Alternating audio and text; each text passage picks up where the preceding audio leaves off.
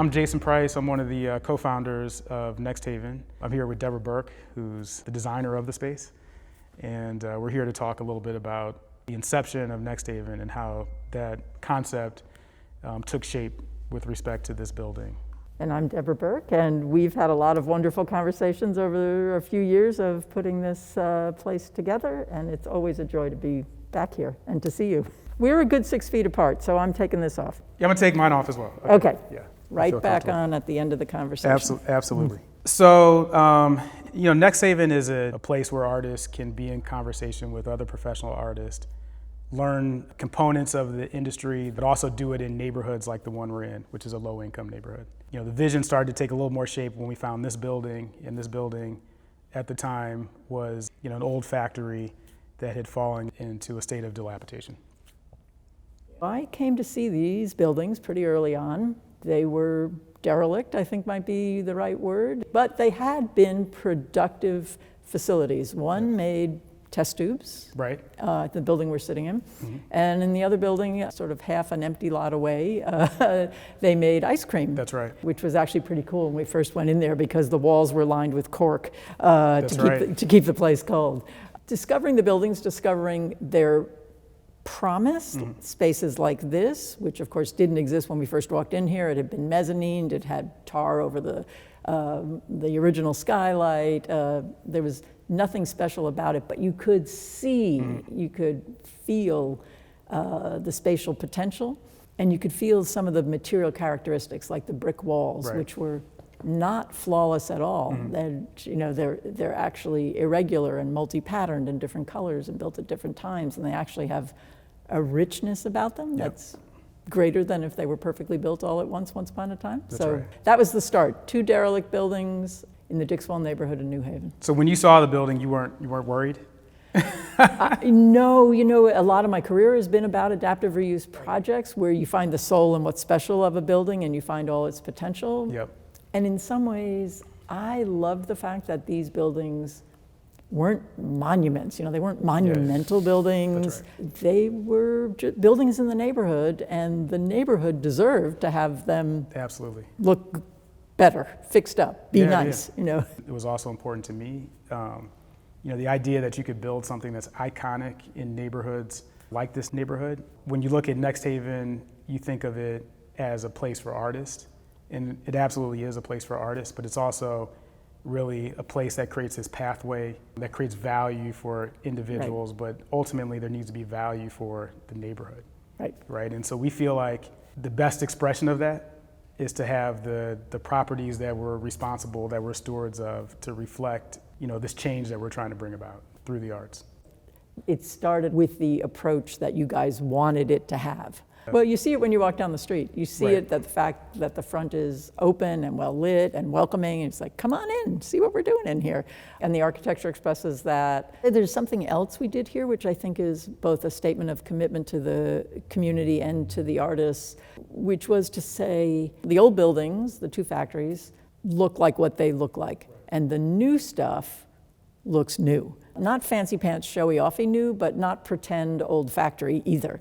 So that the entrance is glass and welcoming and well lit, and that's where the gallery is. And it solves a lot of the sort of circulation problems of the building, of the 2 buildings. It links the 2 buildings that were once upon a time separate. And that was intentional. It's like when we come in, when we, meaning us as architects, but you with your, sort of commitment to the neighborhood, it's like we're doing it right and we're doing it new. Yeah, I'm glad you brought that up as well because, you say that in a very casual manner. But what I've learned working with professional architects is that it's actually hard to let what's new be new, but match it up against something that has a lot of history and, to use one of your words, scarring. Yeah. And, in saying that, what were some of the features that you thought had to exist in this space that, you just couldn't live without? That's a great question. I would say from the Henry Street entrance, it was really to make it accessible, visually accessible, physically accessible for anybody to come in. I mean, I've often said, as much as I love the Met, and I know this is a Guggenheim event, but I'm going to say the Met anyhow because everybody can see the front of it in their heads, those steps are not only intimidating physically, they're kind of intimidating in terms of the message they send. Like, are you allowed to come in here? So the front here is anybody can come in, and you can see in, and you can see what to expect, and you can see through to the gallery and what's in the exhibition space. So that was an important thing for the building to say, the new building. And for the residency, artist residency building, which is the entrance, its facade is around the corner on a less prominent street. That building is brick. Now, it isn't brick that looks like this brick, but it is brick, and brick that is laid by hand, like all brick. And that connection, like made 100 years later, but made in the same way, was an important link. But then it didn't have to look anything like what was already here. Right. So it was those sort of material links and messaging links about welcome and a sort of confidence about what's going to happen here. Great stuff's going to happen here. That's the idea. This isn't a museum. Right. This is a place where people make art and they teach other people about art. You know, the internship program at the high school is fantastic component of what happens here, and soon it'll be a place where people can make music too. That's right. You know, we always say that, you know, this is a model. NXTHVN is a model, and you know, so we knew that from a building standpoint, the structure had to be, you know, comprehensive of what the model was meant to do. And so, to use business terms, you know, this is modular. It's vertically integrated within this building. You know, it has most of the components of what you would find in the art world. So the space we're in right now is gathering space, you know, for lectures and presentations, et cetera. And if you look around here, there's places where, you know, you can break out into individual rooms. Of course, we have the studios where the artists are making great work. We have live workspace if you want to collaborate and live here for a while. And then we have a theater in the basement. So if you're into performative arts, we have that. And then ultimately we have the gallery, which is a state-of-the-art gallery where we can display work. So the idea would be is, you know, how do you get the art world here in New Haven, right, and do that in one space? So we started from that comprehensive point of view. And so I think the first phase, and, you know, I'll hand it off to Deborah, but it was, you had to get it to a rendering, you know, based on the stock that you were working with were, you know, the buildings you mentioned. So that's where we began.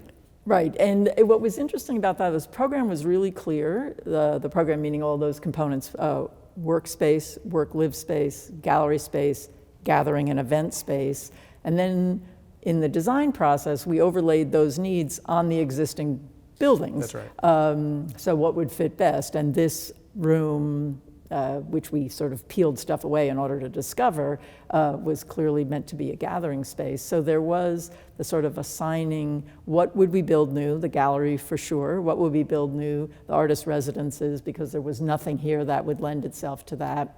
The building that had been the ice cream factory had already been subdivided. It had a column grid that wasn't going to work for big open space. It was an obvious choice for studios and a variety of studios. Yeah. So people who work vertically, or people who want natural light, or people who don't want natural light but want more wall space, all of that could be created within that building. So the program lent itself to an overlay on what existed and what we wanted to build new. And then the reality is, you know, arts organizations to a one don't have enough money to ever do everything right away. Yeah. And as you are fond of reminding me, when a project leaves paper and becomes brick and mortar and hammers and nails and the purchase of materials, that's when it gets expensive. That's when you really start spending the money. So this lent itself, interestingly enough, to a kind of natural phasing where the most important thing was to get the artists working. Right. So it was logical to renovate and fix up the studio building first. Yeah. And you could use the other sort of derelict spaces to store materials for prep work, to organize, to even bring people through to see the excitement of construction.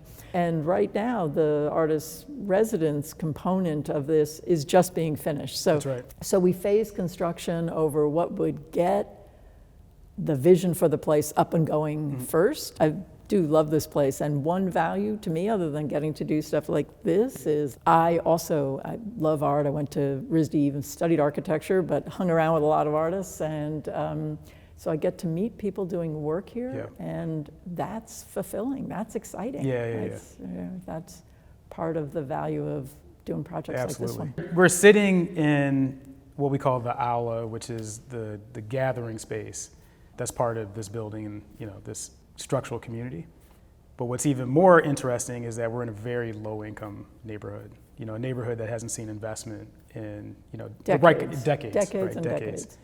And what I find even more interesting is that we're less than a mile from Yale and even closer to some of the wealthier neighborhoods in New Haven. Right. And, you know, there's no real connection or communication between this neighborhood and, you know, what's happening in the neighborhood next door, which is a wealthy neighborhood. And so the challenge is, how do you get people into this neighborhood, right? By having a place like NXTHVN, and do it in an authentic way, such that, and I'm gonna oversimplify this, people have to come here and say, this exceeds my expectation. Right. I'm gonna come back, and not only am I gonna come back, I'm gonna bring somebody else. Because when people do that, they spend money, the property values go up in value, the services begin to come into the neighborhood, and by just planting a flag and doing it the right way, our hope is that when you come back in 10 years, that this, the core of it, the first layer, becomes a catalyst that created that kind of change in New Haven. So that's how we get from here to there. There's Dixwell, there's New Haven, there's the unescapable presence of Yale in New Haven. Mm-hmm. Connecticut itself reflects that, with exceptionally wealthy communities and then really troubled and impoverished cities, right, sort of right next to each other. And then what message does one send to the immediate neighborhood, to the city of New Haven, to Yale, that's right, to Connecticut, to New York, right, where the center of the art world is? I'm going to not talk about architecture right now, but I'm going to talk about something that I referred to a little earlier, which is welcoming. I think one of the great things about NXTHVN, and NXTHVN as a model for centers for artists to make art in other cities that aren't New York and Los Angeles, is great because it is not naive and fairy tale. It doesn't pretend that you go off into your little studio and you dream and the great patron descends with the magic wand and poof. You talk to artists about money. You talk to artists about contracts with galleries. You invite kids from the high school in to understand that a career in art is possible, and you don't need to be Jackson Pollock to have a career. There are many ways one can have a career in art. And so I think being in a real neighborhood actually is part of the real message. And to bring it back to architecture, I would say that's why we wanted these to be like real buildings, not precious buildings, real buildings that could take a beating and keep on being, you know. We thought about every single component of what it would take for this to be a national model for change in neighborhoods. When we're in conversations with places like Detroit and Chicago, that modular approach that I talked about, we don't have to take the entire building to Detroit.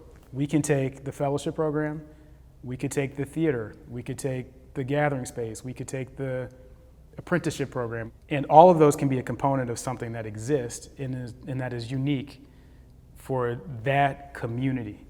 So I want to build on that a little bit because I think one can take this, I'm trained as an architect but also as an urban designer. Mm-hmm. I think you could imagine what that can do.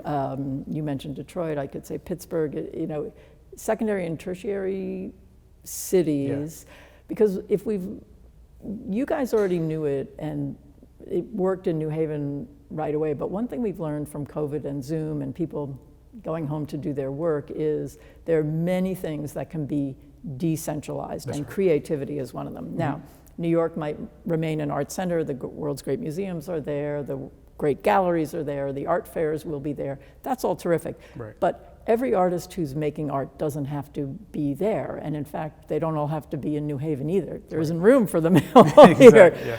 So you do a NXTHVN in a Cleveland or a Pittsburgh or a Peoria or a wherever, a place where there's a sympathetic local government, a creative leader in the community, and it's whether they make a visual art, design art, performing art, musical art, theater art, whatever it might be, a key piece.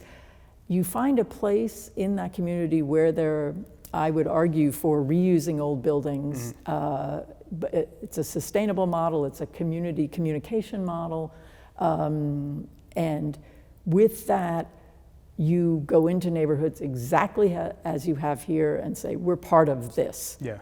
It's not an invasion, it's not colonialization, it's being part of a community and making creative things. So it's an urban model of the most positive kind. Yeah, what's disruptive about it is if you think about that value chain from the artists, there's people, intermediaries have always played in the middle of that, that one-to-one connection. And you have brokers and galleries, et cetera, taking in some cases 50% of that value. If we can eliminate sort of that tie, put the artist right in the middle and say, look, you're free to have these exchanges and interactions, but the benefit of that goes to you, and we're talking straight money, like if it's a $100 exchange, we've created a model where $100 goes into the pocket of that particular artist.